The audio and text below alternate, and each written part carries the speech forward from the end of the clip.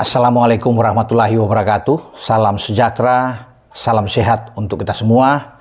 Semoga juga teman-teman dalam keadaan baik-baik saja bersama dengan keluarga teman-teman ya, dimanapun teman-teman berada.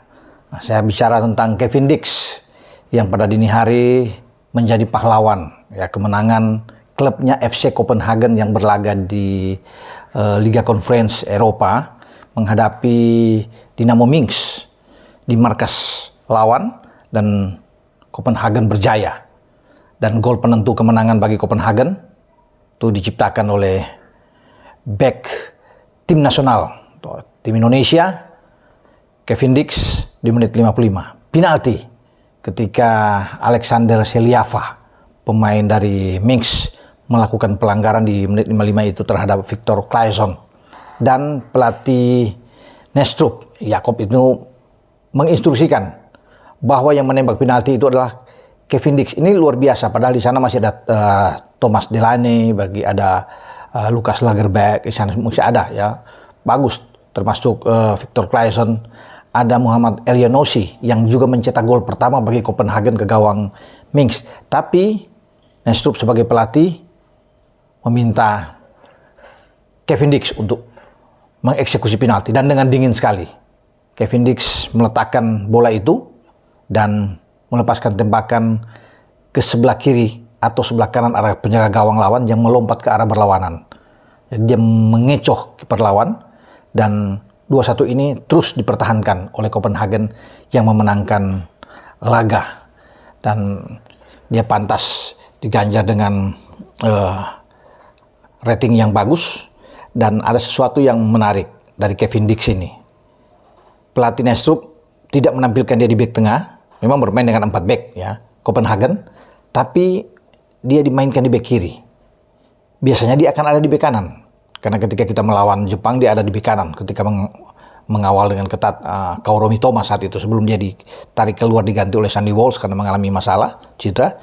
Tapi kali ini dia bermain di kiri, dan memang bagi Kevin Dix dia bisa bermain di beberapa tempat. Ini yang membuat STY itu, saya pikir ya, banyak opsi yang akan dilakukan kalau dia diperlukan. Karena di kiri kita tahu bersama masih ada banyak pemain ya, Calvin Verdong, Sain Patinama, Pratama Arhan juga ada di sana. Bahkan Nathan Cho juga bisa bermain di bek kiri. Nah, kalau diperlukan ada masalah-masalah ya, Kevin Dix akan bermain di posisi itu. Dia bisa bermain di kanan, dia bisa bermain di bek tengah, opsi-opsi ini. Bahkan kalau diminta untuk bermain sebagai gelandang bertahan, DM, dia bisa menjalankan fungsinya dengan baik. Tapi sebagai penendang penalti, saya pikir ini menarik juga. STY sudah punya orang untuk bisa mengambil penalti, karena pemain terakhir yang mengambil penalti buat Indonesia itu adalah Asnawi Mangku Alam. Ketika kita bermain di Piala Asia di Qatar Januari yang lalu dan menghadapi Vietnam, kita dapat penalti. Dan gol ini dilaksanakan oleh Asnawi ketika itu. Nah, sekarang kita udah ada punya penembak penalti yang gacor, yang bagus sekali. Dengan Kevin Dix, opsi-opsi lain masih ada. Tom Hai bisa mengambil penalti juga dengan baik. Jadi tidak ada masalah bagi timnas kita ketika kita dihadiahin wasit dapat penalti, entah dalam pertandingan manapun, karena kita masih menyisakan 4 pertandingan ke depan, ya, menghadapi Australia, menghadapi Bahrain, Cina, dan Jepang. Ya, orang-orang yang ditetapkan sebagai penembak penalti sudah ada. Ya, saya pikir Kevin Dix pertama. Kemudian ada dengan Tom Hai yang bisa mengambil penalti. Mungkin saja Ragnar Oratmangun bisa mengambil penalti, tapi kan Ragnar tidak bermain melawan Australia. Tapi dia akan bermain melawan Bahrain, Cina, dan Jepang. Tapi khusus untuk Kevin Dix, saya pikir dialah yang mungkin bagi STY harus disiapkan sebagai eksekutor penalti jika Indonesia mendapat tendangan penalti. Dan Kevin Dix sudah menyatakan kesiapan dia setelah dia mengalami masalah cedera dan dia kembali langsung tidak melawan Arab ya. Dia harus kembali ke Copenhagen untuk pemulihan. Dia sudah siap 100% untuk bisa tampil, karena Liga Denmark itu nanti akan libur. Ya, libur panjang, mungkin akan mulai pada Februari yang akan datang juga, dan dia bisa siap. Yang penting jangan sampai cedera ya. Dan Kevin Dix sudah menyatakan dia akan kembali membela tim Merah Putih, tim Indonesia, untuk menyelesaikan 4 laga ke depan. Ya, itu yang saya bilang tadi kan, dengan Australia, Bahrain, Cina, dan Jepang itu. Dia ingin juga membawa Indonesia untuk bisa lolos ke Piala Dunia. Karena peluang itu terbuka setelah mengalahkan Arab dengan 2-0 di GBK. Sehingga kalau kita bisa paling tidak bermain imbang dengan Australia, bisa menahan imbang, ini suatu modal yang bagus. Apalagi kalau kita menang. Kalau kita menang sudah luar biasa, pasti lolos lah itu. Kalau menang. Tapi imbang saja peluang itu terbuka. Atau untuk bisa menempati peringkat ketiga dan keempat, bisa di tangan. Dengan catatan 2 pertandingan kandang kita manfaatkan untuk meraih 6 poin. Menang melawan Bahrain, menang melawan Cina. Itu sudah cukup oke buat kita. Melawan Jepang pun kita akan bisa melakukan yang terbaik ketika Jepang sudah nggak ada punya kepentingan mereka sudah pasti lolos. Ya mungkin saja bagi Moriyasu akan memainkan pemain-pemain lapis kedua dan cukup bermain imbang dengan Jepang akan menempatkan kita pada posisi kedua bahkan. Kalau kita tidak kalah melawan Australia dalam pertandingan 20 Maret 2025.